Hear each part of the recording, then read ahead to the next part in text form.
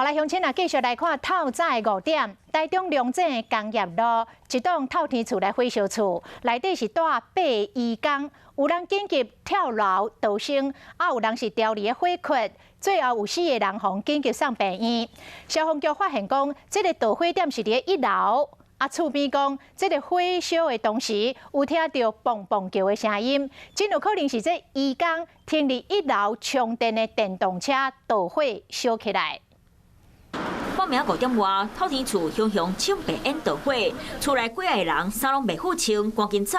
刚看到火愈烧愈大，还有人直接跳楼。厝边头尾的人看到火灾，拢走出来，嘛进来斗相共。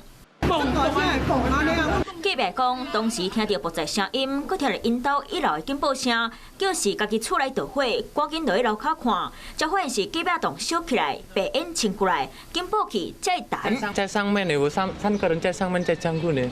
发生火烧厝内底住8个人，拢是1年1义工，4个人互送去病院治疗，有2个人伤较严重。啊，走出来义工无奈坐伫咧门口，因无所在通啊大。 都有人讲，导火的时阵，看到厝内1楼有真侪台电动车烧起来。楼骹充电7、8台，拢延长线伫2楼。为厝来看，1楼真正有巧，烧甲剩骨架电动车，车有3台，敢是拢伫咧同一个时间充电？火调科会继续调查。那2楼的部分是烟熏的状态而已，所以2楼的部分是没有起火的。消防局研判，电动车若是伫咧同时充电，确实有可能是导火的原因。不要长时间去充电，特别是在晚上睡觉之前。 消防局呼吁电动车上好莫伫咧暗时啊困的时阵充几暝，因为车若是无自动断电的功能，边仔佫无人咧顾，发生火灾无法度随知影。